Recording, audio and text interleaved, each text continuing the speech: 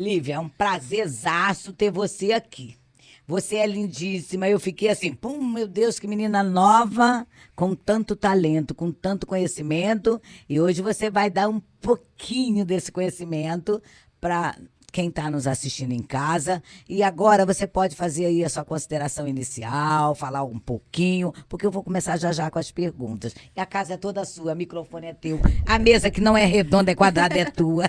Fique à vontade. Obrigada. Queria primeiro agradecer, né, quem está assistindo a gente, até porque eu acho que esse podcast é para quem está assistindo, é para a sociedade, é um papo sério e importante, então eu fico muito feliz pelo convite, né, a culpa é da minha mãe, né, e a culpa é sempre da mãe, no bom sentido, né? É verdade. Mas tanto pro bem quanto pro mal, mas o filho sempre bota a culpa na mãe.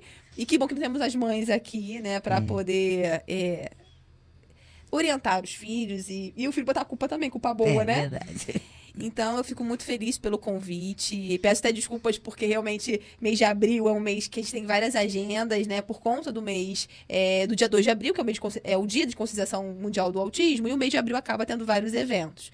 Então, eu queria muito agradecer por estar aqui e poder contribuir mesmo. E usar também o canal de vocês, usar essa ferramenta que é tão importante de acesso, de entrar nas casas das pessoas. Então, eu peço licença, primeiro, por estar entrando na casa das pessoas. Eu comecei, né, no 5º período da faculdade, eu comecei a trabalhar na prefeitura, então eu tive essa experiência de estudar e trabalhar, que não é fácil. É muito difícil. Hoje eu valorizo muito os meus alunos que trabalham. E aí eu termino a graduação, né, com 21 anos e entro no mestrado. Novinha. Né, e sabendo, Show né? de bola. Que exemplo. Entrei pro mestrado. E no mestrado Que eu trabalhei exemplo, com a gestação e parto de mulheres cadeirantes. Essa foi a minha dissertação de mestrado. É quando eu me aproximo da questão da deficiência, das pessoas com deficiência. Porque eu tive uma irmã que faleceu.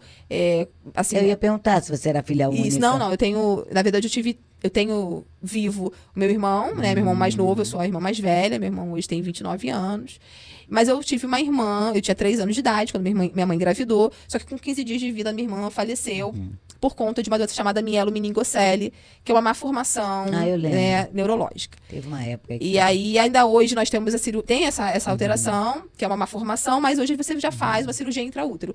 Há 30 anos, 33, não tinha isso, e a minha irmã chega a nascer, mas vai a óbito por conta de sepse, entre outras complicações. E aí, a presença da minha irmã sempre foi muito viva, e até hoje, assim, a minha mãe... traz a presença da minha irmã. Mãe é mãe, né? Então, mãe, por mais que o filho ficou 15 dias, 20 dias, mas é mãe, não importa. Gestor, não importa. E, assim, toda a minha vida, né, como criança, a minha irmã sempre teve presente, assim, de que forma? Lívia, será que sua irmã, ela ia ser cadeirante? Será que ela ia conseguir fazer isso? Né? A sua irmã, será que ela ia conseguir namorar? Será que a sua irmã ia conseguir trabalhar? Pô, a gente tá aqui agora, será que a sua irmã ia conseguir ficar aqui com a gente? Então, acho que por isso, quando eu entrei na enfermagem, que eu comecei a atuar, eu não via essas pessoas com deficiência física, no caso, né, indo pro serviço. E eu ficava pensando, falei, poxa, mas e minha irmã? Será que minha irmã ia ser atendida aqui? E aí, como a questão da maternidade, né? Eu sempre gostei muito dessa área, embora hoje eu não atue na área de obstetrícia, né? Da enfermagem, mas eu tive muito essa paixão. Eu falei, será que minha irmã podia ser mãe? Será que minha irmã ia poder engravidar? E aí eu fui atrás da pesquisa. E foi aí que no mestrado eu falei, eu quero achar essas mulheres. Se apaixonou. E aí eu comecei atrás dessas mulheres, que eu quero saber a narrativa de vida delas. Eu quero que elas contem as histórias de como foi a gestação e o parto. E aí eu encontro mulheres, né? Que são invisibilizadas e elas começam, né, na minha dissertação de mestrado, eu trago essa fala. Fiz amizade com algumas, a voz delas. E como é que foi você gestar e parir, né, nessa condição de cadeirante. Então, eu entro nisso, depois eu começo dentro da enfermagem, trazer uma militância, né, por onde eu passo em relação às mulheres com deficiência, porque há uma invisibilidade dessa questão. E começo a trazer isso para dentro também das faculdades que antes da UERJ eu dei aula. Quando eu entro na UERJ no concurso de 2016. Já estava casada? Já estava casada. Na verdade, eu casei... Eu fiquei 10 anos com o pai do meu filho. Hoje eu sou divorciada, tem 5 anos que a gente... nos separamos, mas ficamos 10 anos casados e 15 anos de relacionamento, dos 17 anos até os 32 anos. Então, eu passei a minha adolescência toda com ele. E um pouco antes da pandemia, uns 2, 3 meses antes, acontece, né, a separação. E aí eu me vejo sozinha, assim... Já era mãe. Já era mãe, meu filho tinha 4 anos de idade quando acontece, né, Luiz o divórcio do Luiz Henrique. Henrique. Hoje com quantos anos? Hoje com 9. Opa, Hoje um com rapazinho, né? Sim. Adolescente. E assim, quando eu fiz o mestrado, eu não era mãe ainda. Então, eu era casada, Já mas... estava na UERJ, já mas não estava na UERJ, não. Ainda não estava. Eu fiz o mestrado em 2011, né? Eu entrei na UERJ em 2016. Na verdade, eu entrei em 2019, porque eu tive a greve do Estado ainda, que eu fiquei 3 anos para tomar posse na UERJ. Foi uma resiliência total, porque eu fiz o concurso de 2016, fui aprovada, só que eu só tomei posse em 2019. Eu fiquei 3 anos para tomar posse no concurso por conta da crise que o Estado teve, né? Sim, a EMEA passou. Né, passou por isso. E eu até achei que eu tinha desistido. Meu filho tinha 1 ano de idade quando eu fiz o concurso. Não é um concurso fácil. Não achava que eu ia passar, né? Porque a gente não acredita, mas passei. E aí eu tomei posse. Ele tinha 4 anos. Em 2019. E veio pandemia logo após. Então, assim, eu fiquei nem 1 ano de UERJ. Depois eu tive que ir pro modo, né, virtual e toda aquela situação. E a gente começa também a se inserir na faculdade na pandemia com as testagens, com a vacina. Então, foi um momento bem... E esse momento da pandemia, né, eu me vi sozinha, sozinha mesmo, isolada de todos, porque todo mundo tinha, e também só eu e meu filho dentro de casa. Eu nunca tinha morado sozinha, né? Foi a primeira vez que eu tive a sensação de morar sozinha. Por isolamento. Por isolamento. E porque eu não tinha, né, não estava mais casada, então era eu e meu filho. E aí, eu tentei ressignificar tudo que eu estava vivendo, porque foi uma fase nova da minha vida, e quando eu entro no doutorado. Eu falo, não sei se eu tenho, né, alguma... Mas eu tentei ir pro doutorado para poder, assim... São perdas, né, que a gente tem, né?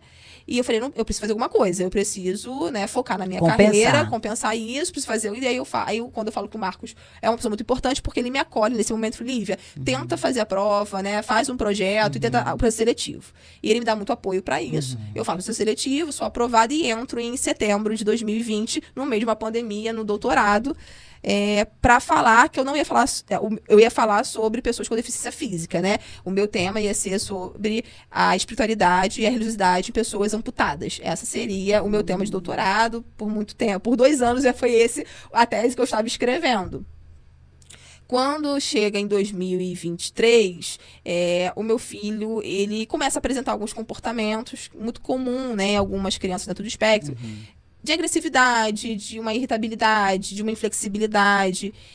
Minha mãe é minha grande parceira, mas minha mãe não mora no Rio, minha mãe mora em Saquarema. Ela vem todo domingo à noite lá pra minha casa, mora eu e meu filho, mas ela vem pra poder me ajudar, para eu poder trabalhar, porque muitas mães também não conseguem trabalhar, porque não tem a rede de apoio, que é muito difícil. A gente também, assim, eu hoje sou bem séria, eu não confio em deixar meu filho com ninguém, porque meu filho não tem uma fala...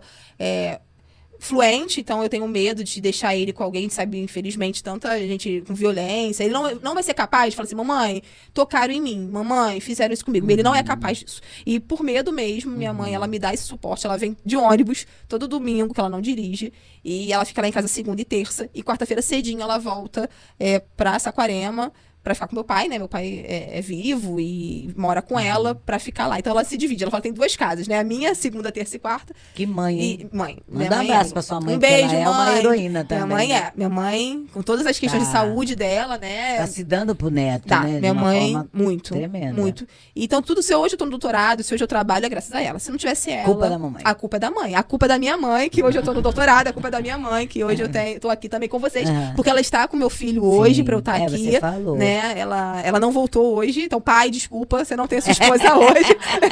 Ficou só. Pai, obrigada. Pai, obrigada, né? Obrigada, porque pai. a sua esposa está, né? E minha mãe fala que hoje ela tem uma profissão que é vó, né? Hoje, quando ela fala qual é a sua profissão, eu sou vó. Em 2023, assim, eu fico realmente, assim, numa crise mesmo, eu mesma, assim, ai meu Deus, eu não vou dar conta desse doutorado, é muita coisa pra mim. E aí, uma conversa com o Marcos, ele falou assim, olha, você não vai trancar doutorado nenhum, para de bobeira, você vai conseguir terminar esse doutorado, você precisa mudar esse tema. Eu falei, como mudar o tema? Eu já tô 2 anos escrevendo sobre isso. Ele, porque você precisa achar essas mães.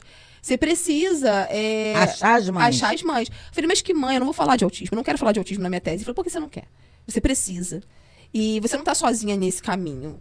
2023, não, desculpa, 2022, eu entro nessa crise, assim, não vou conseguir ter meu doutorado, tá muito difícil pra mim, nanana, e ele fala, não, você vai terminar. Só que não com esse tema, você precisa falar de autismo e você tem que entender que você não está sozinha. Então, busca essas mães pra te dar colo. E aí... Aí veio tudo. Veio tudo. E aí, em 2022, dezembro... Isso foi 23 de dezembro de 2022. A gente fez uma chamada de vídeo. Ele e um grande amigo nosso também, o Bruno. Ele fala assim, você precisa achar essas mães, você precisa conversar com essas mães, você precisa entender que você não tá sozinho nessa. Que sacada, hein? Pois é. E aí, eu crio, né, em dezembro, véspera de Natal, meu projeto de extensão em reabilitar o UERJ, que surgiu daí. Eu falei, eu preciso... falar sobre pessoas com deficiência na UERJ. Espetáculo. Mas não falar só na UERJ, eu preciso levar isso fora da UERJ. E uma das ações, a primeira ação extensionista, o colo de mãe. Colo de Porque mãe. eu precisava Achei do espetacular. colo. E quem falou muito isso foi o Marcos, né? Ou seja, de vez ele fala assim, olha, quero pronto, meu orientador, né? Que é sempre o cara. Não, ele falou, você precisa achar. E aí o colo de mãe, ele foi a primeira ação extensionista, depois, né, a gente vai falar mais um pouco do projeto. E aqui tá me trazendo, assim, ressignificou, sabe? A dor, porque a gente romantiza muito a maternidade, né, atípica, que é a maternidade de mães que Natural, têm filhos, né, normal. e você fala, ah não, que bonito, a mãe guerreira, a mãe Mulher Maravilha, eu não sou guerreira, eu não sou Mulher Maravilha, eu tenho minhas dores, e muitas mães também estão aí falando que elas não são guerreiras, porque Uma grande luta, na é verdade. uma luta, mas é uma luta que você não quer lutar também não, né, você não quer lutar, você não queria ter a luta. Queria estar diferente. Então, hoje a gente tem, né, no grupo, média 250 mães que a gente conseguiu. Então, hoje eu recebo colo, né, dessas mães, e essas mães recebem o meu colo. Então, um pouquinho aí da Mas fala da um pouquinho Lívia. mais desse colo. Como é que é esse colo, literalmente? Isso, na verdade, O que significa, sim. né? Colo de mãe, né? O colo de mãe, ele nasce por mim. Eu falo que eu precisava desse colo. E aí, quando eu crio o projeto de extensão F Reabilitar, eu já penso nessa ação, que é o colo de mãe. Hoje, o colo de mãe, ele tem o objetivo de dar colo mesmo, tanto presencial, do colo físico, do colo... Afagar o mesmo, afagar, o quando a gente afagar. faz encontros presenciais com essas mães. E o colo também fala assim, tô aqui. Eu sei o que você vive, porque eu sou mãe também. Porque é muito fácil você falar quando você não Sem vive viver. a situação. Então, nesse colo, eu tenho mães da Baixada Fluminense, eu tenho mães da Zona Oeste, da Zona Norte, tenho mães de outros estados, sem ser do Rio também, mas a grande maioria do estado do Rio de Janeiro. E mães que acabaram, às vezes, de receber o diagnóstico do seu filho de autismo, que estão perdidas, estão vivendo um luto, porque é um luto, né? Existe uma negação, que são as fases, né, do luto, até chegar a uma aceitação. Existe a revolta, né? Existe o sofrimento. E aí esse grupo também tem assim, ó, mãe, você não tá sozinha? Eu também sou mãe, eu tô aqui, vamos lá.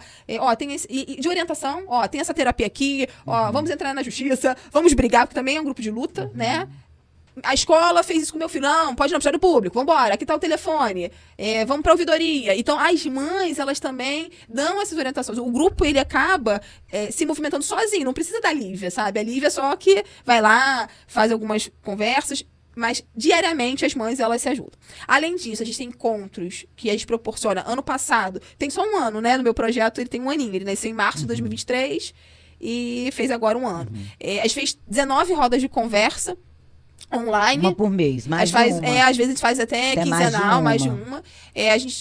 Só que essas rodas de conversa eu faço pela plataforma, uma plataforma.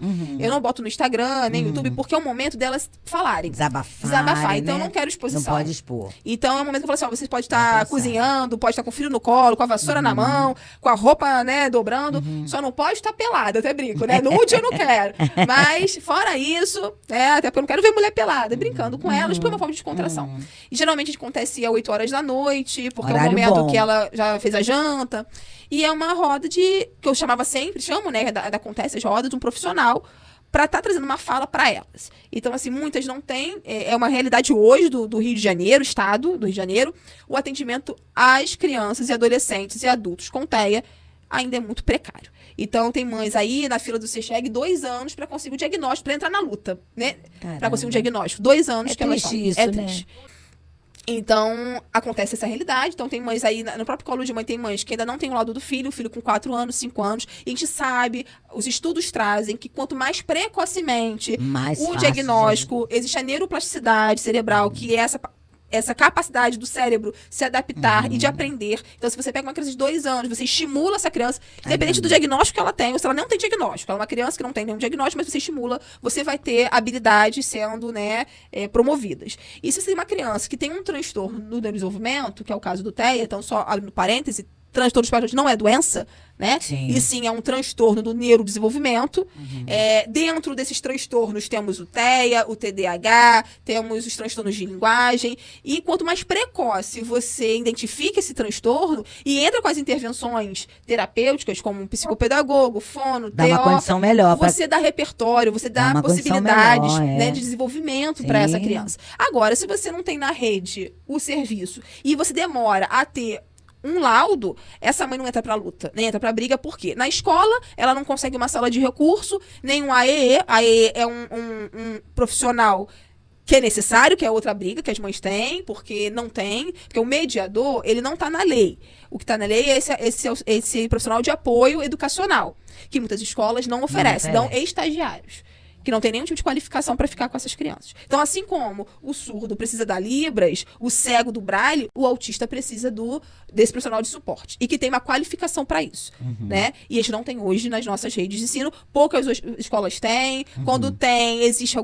alguns problemas. Então, a gente acaba tendo uma falácia. Escolas inclusivas hoje está tendo uma falácia. Porque a mãe, às vezes, tem que pegar seu filho mais cedo. Isso é lei, não pode. Mas é uma briga constante que tem. Não, até a escola pública mesmo, com esse cuidado, é difícil de encontrar. Na verdade, hoje, algumas mães até particular também. que o particular está mais difícil do que o público. Porque o público você ainda tem alguns professores qualificados e uma estrutura, assim, tentando. O particular é lei, tá? Deixa aqui claro, é obrigatório as escolas particulares ou públicas oferecerem esse profissional, esse apoio. Né, de apoio. E não é um apoio assim, eu tenho 30 autistas e um profissional. Não, o ideal seria 1 para 1. Eu tenho um profissional para estar ali adaptando o material. Não está sendo uma realidade hoje. Pais estão pagando esse profissional para estarem com seus filhos, além do pagamento da escola. Isso não está na lei. Isso, né, a escola tem que oferecer sem aumentar esse salário. Mas não é o que vem cumpre a acontecer. lei? Quem fiscaliza? Então, mas as mães têm que ter essa informação. Por isso a gente chama nas conversa advogados, outras mães. Tem mães que fizeram direito para... Mães atípicas que fizeram direito para conseguir brigar pelos direitos dos seus filhos. Então, essas rodas de conversa, a gente traz isso. BPC Loas, esclarecimento, Vale Social, Rio Card e outros direitos. Além também de outros profissionais, né? Para poder ensinar essa mãe, orientar essa mãe, porque muitas também, elas não têm, porque assim, aí até um desabafo e um alerta. Existe muito charlatanismo no cuidado de pessoas com TEA. Hoje tem pessoas enriquecendo, né, profissionais nem tão capacitados assim por conta do autismo. Cobrando consultas aí de R$1.000 e poucos, uma consulta de 10 minutos. É mentira. E assim, não é nem que é mentira, mas você cobrar 1.500 numa consulta, né? E o pai se endividar todo porque acha que aquele profissional vai ele é o supra-sumo, vai dar o resultado. Quer, e os pais fazem isso, porque seu filho... desespero, né? É o desespero. E você vê terapias também. Tem pai pagando aí, vendendo carro, se endividando, pegando empréstimo, porque, tem que ter 40 horas de terapia, tem que fazer terapia. Não tem pelo público, plano de saúde só às vezes 30 minutos. Se submete ao particular. Se submete e adoece, né? Então, o Colo de Mãe traz isso. A gente também faz alguns encontros presenciais, em parcerias com algumas instituições. Nós fomos recentemente aqui no Norte Shopping, fizemos um Colo de Mãe no Norte Shopping, né? Em parceria com a fábrica do Birincá, que é uma clínica. Nós também já fizemos na Quinta da Boa Vista, nós levamos as mães para a Quinta, porque muitas falam que elas não conseguem ter lazer. Porque ninguém que chama os filhos para o aniversário. Mas eu acredito, né? Entendeu? Tem muito preconceito, muito preconceito. Né? A historinha do meu filho não recebe o convite do aniversário da amiguinha. E aqueles autistas, né, que tem o nível 1 de suporte, porque não existe mais grau leve, moderado e severo. Isso não se usa mais. Hoje você fala que você tem o TEA, né, o transtorno do espectro autista, nível 1 de suporte, nível 2, nível 3, dependendo do suporte que essa criança precisa ou desse indivíduo. Então, o nível 1 de suporte, ele precisa de suporte. E aí eu queria deixar um outro parênteses. Não existe autismo leve. Autismo é autismo. Então, hoje o que acontece muito é que autistas, principalmente autistas adultos, que têm um diagnóstico de TEA, nível 1 de suporte, eles são vistos como, mimimi, tem autismo nada, ele fala, ele olha no olho, ele é super inteligente, ou senão ele conversa, mas quem disse que autista não olha no olho, né? Quem disse que o autismo também, ele me abraça, mas nem todo autista não abraça. Meu filho, ele adora abraço, ele precisa do abraço para se regular, porque ele não tem uma hipersensibilidade tátil. Porque também questões sensoriais são importantes. A gente teria uma aula aqui disso. Mas só para entender que não existe autismo leve. Uma voz assim aqui, né? Não tem autismo leve. Todo autismo, né? Toda essa condição gera prejuízo. E isso é uma coisa para deixar bem claro, porque A pessoa autista, ela tem prejuízo na habilidade social ou em comportamentos repetitivos e estereotipados. Então, ela tem que ter prejuízo. Não adianta assim, Lívia, mas ele fala, mas ele tem algum prejuízo? Se ele não tem prejuízo, não tem autismo. Porque, mas eu também sou autista. Eu também tenho isso. Mas tem prejuízo? Então, ele precisa de suporte. Então, falar que nenhum autista, ele se dá muito bem, ele se vira muito bem, ele trabalha... Em algum ponto ele precisa. Ele Precisa de um suporte. Para uma rotina, para uma organização de uma agenda... Talvez ele não consegue falar em público, porque realmente, assim, mas ele é tímido. Não, ele não é tímido, ele entra em crise. Vai além, ele pode entrar em crise mesmo, até se autoagredir, se automutilar ou agredir, porque ele tá numa crise. Então, acho que é importante deixar aqui bem claro que não existe autismo leve, né? E aí, essas mães não têm essas orientações. Ela recebe um diagnóstico, ela fica na rede com aquele papel atrás, e ninguém para e fala assim, mãe, vamos conversar? Vamos entender o que acontece? E aí, o colo de mãe vem trazendo essas orientações. A gente não recebe nenhuma verba, se é um projeto de extensão, que a gente não tem financiamento, é tudo voluntário, geralmente é do nosso bolso, né, que sai muita coisa também, a gente faz uma vaquinha, a gente compra alguma coisa para poder, né, ter algum recurso, até um papel, uma impressão. Hoje eu conto com um grupo de voluntários externos e internos, eu tenho alunos de graduação da faculdade de enfermagem e de outras faculdades, tem pedagogia, tem ciência da computação, né, recentemente entrou. Nós temos autistas voluntários, alunos autistas, servidores da UERJ autistas, que são voluntários, e outros profissionais, né, já formados, que são autistas, ou que são pais ou mães de pessoas com TEA ou com alguma outra deficiência. Então, eu tenho voluntários externos da UERJ, voluntários internos, seja ele já profissional, né, já formado, ou alunos. Então, e são realmente, assim, meus parceiros. Eu tento estar sempre em todos, né, não sei como, em todos os eventos, tudo, mas eu sempre conto também com o apoio deles, porque esse é o intuito, né? A gente tem que levar a informação. Então, tá aqui hoje é uma parte do EIF Reabilitar aqui, representando essa equipe. Que legal. Recentemente, né, a gente teve, agora, pelo simpósio, a gente conheceu uma enfermeira que é autista, e ela é intérprete de Libras, então ela traz também para essa população surda esse também. Olhar, e ela tá com a gente. E é isso, assim, eu falo muito, você me corte, por favor. E é apaixonante, né? Entendeu? É apaixonante, porque assim, você está trazendo esclarecimento tremendo para todos que estão nos assistindo e para a gente, inclusive. E é legal saber, assim, que você mobiliza dessa forma, que você tem seu olhar para essa situação toda que é tão abandonada, o descaso é muito grande. Porque, pô, Lívia, não precisava muito não, Lívia. Um pouquinho de boa vontade, daria para fazer grandes trabalhos. Olha, eu conheço pessoas que têm filhos autistas. Olha, como sofrem. Tem uns que são de agressividade, né? Outros não falam. E a gente vê a luta desses pais. Porque, assim, eles precisam... Porque assim, a mãe fala pelo filho. Mas eles têm também... ouvir eles, né? Porque por muito tempo eles são invisibilizados. Porque assim, eu me coloco, né? Meu filho tem 9 anos. Mas eu preciso também deixar meu filho se virar. Eu preciso também deixar meu filho, né? Porque eu não tô aqui pra sempre. A mãe não é pra sempre, né? Então, acho que fica um conselho pra mim, que eu tô me ouvindo, e pras mães. Criem seus filhos tentando dar o máximo de autonomia. Eu sei que algumas crianças, alguns adolescentes vão ter muita dependência. Então, tenta ver alguma estratégia de quem vai poder auxiliar no cuidado, porque nós não estamos aqui para sempre. Sim. Então, eu vejo muito a mãe super protegendo esses filhos. E aí ele chega numa fase... Pode criar um problema sério, porque lá na frente não vai ter quem aguente, quem faça como ela faz. E aí, assim, eventos, podcasts... Sempre traz o profissional da saúde, ou a mãe, ou o pai para falar. Traz o autista. Porque tem autistas, né, muitos, que conseguem falar, que não são verbais. Nós trouxemos aqui um professor. Isso aí. Então, ele falou, né? Foi tão lindo, né? Isso.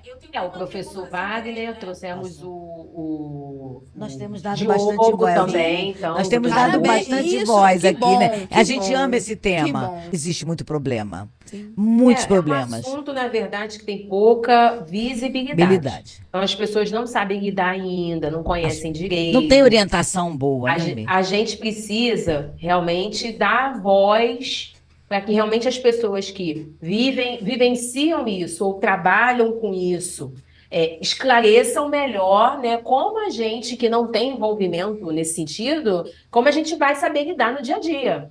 Então, é muito importante entregar esse conteúdo para as pessoas. Tanta porcaria a gente fica vendo, uma coisa útil de verdade, né? Então, é um caminho muito longo ainda pela frente, porque pouco se falava sobre isso. Sim. Então, acho que a gente precisa realmente reforçar bastante esse ponto. E tá sempre trazendo mesmo, assim, sempre que a gente puder, a gente vai trazer, Sim. porque é muito importante.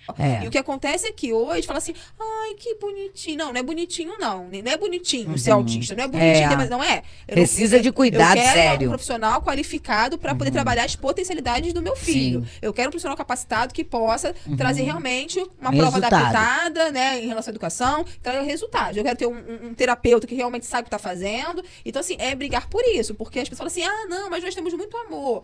Não, todo mundo tem que ter amor, né? Que nós adoramos autista. Não, pelo amor de Deus, não precisa adorar autista, não. Para com isso, né? Não são pessoas... Porque, assim, a pessoa com deficiência, seja ela, né, autista ou não, as pessoas ficam ou achando que tem superpoderes, Com né? peninha. Ou com pena. Para com isso. Ninguém tem que ter pena. São pessoas, né, que... Até porque não é doença. Não é doença e também não estão... Dependendo do hiperfoco que essa pessoa tem, eles são super habilidosos naquilo. Então, a gente faz esse acolhimento lá no grupo, dando algumas orientações.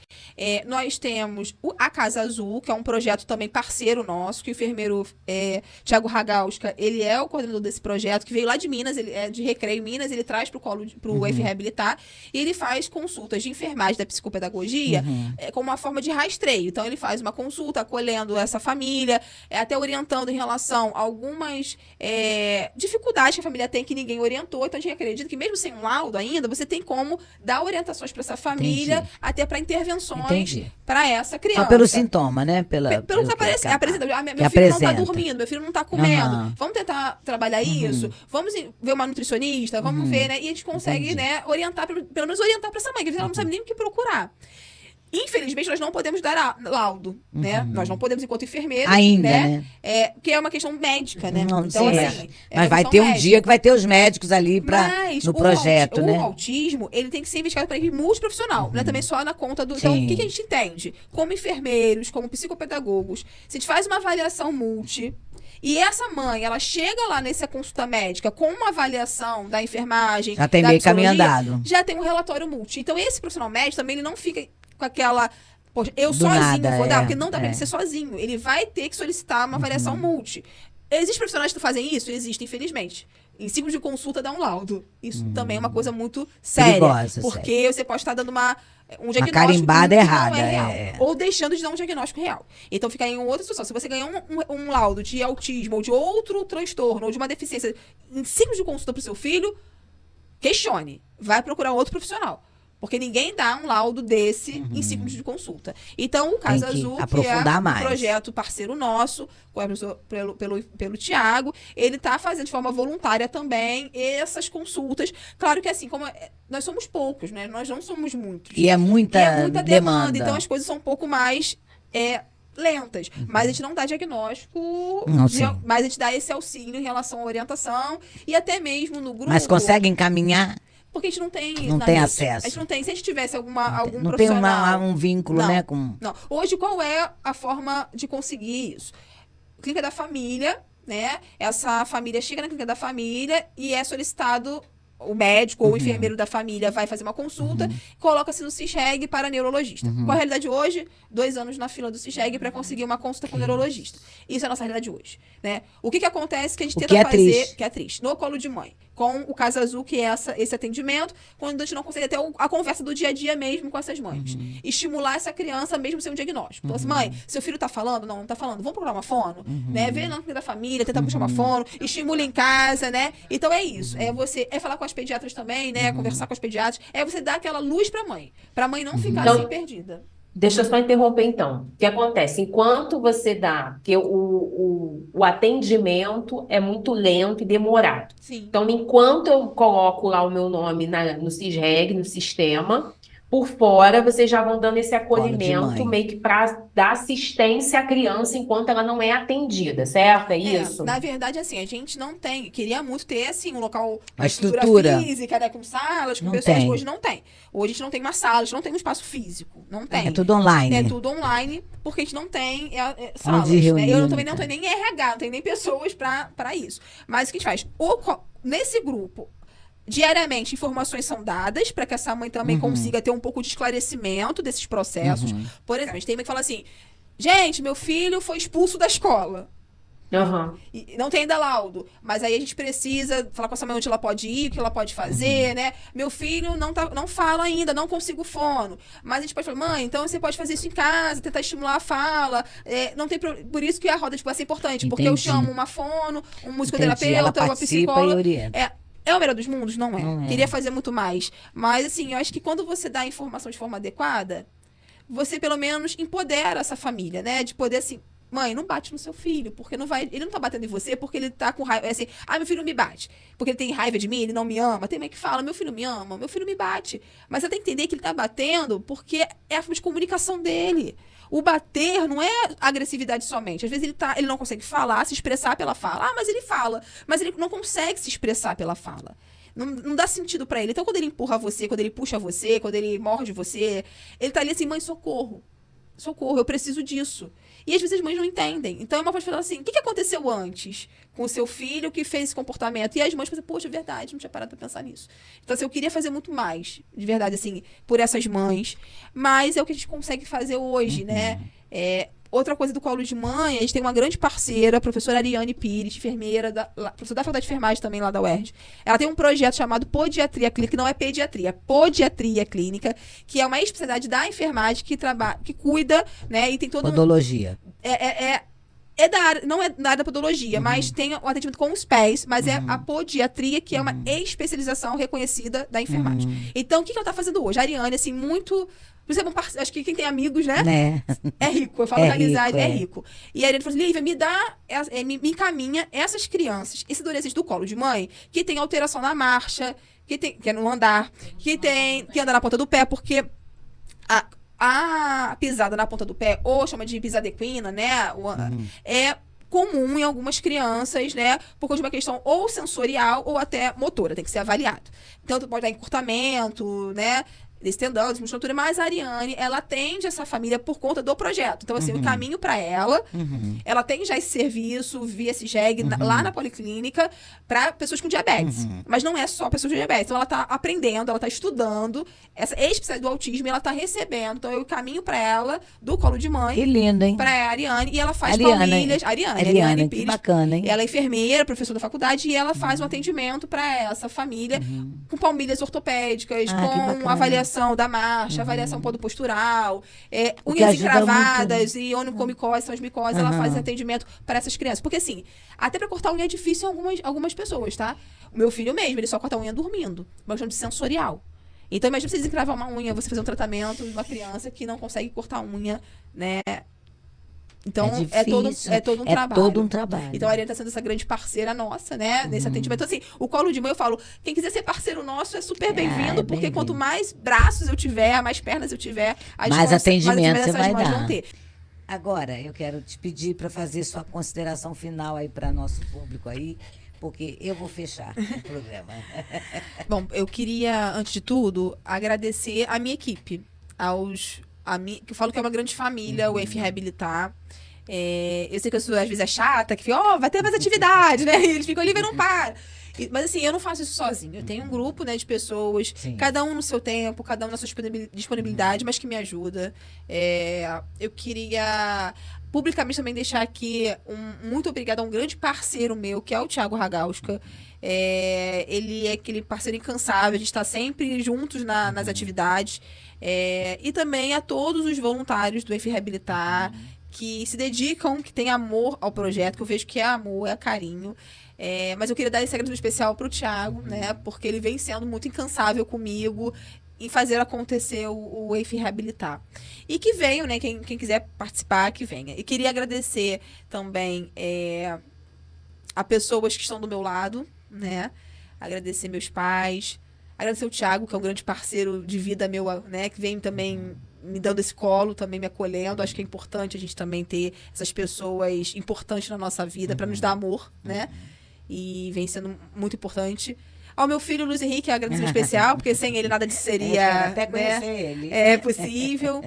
E agradecer as mães do colo de mãe que me permitem, né, cuidar delas, representá-las, que ajudam uma outra. E eu falo assim, se uma mãe ajudar outra mãe, tá tudo certo. Então, assim, vamos começar por aí, tendo empatia, tendo solidariedade, tendo carinho. Então, acho que é o que a Aimee falou, se a gente conseguir plantar a semente da solidariedade, do respeito, um ajudando o outro, a gente consegue fazer um mundo um pouco melhor, né?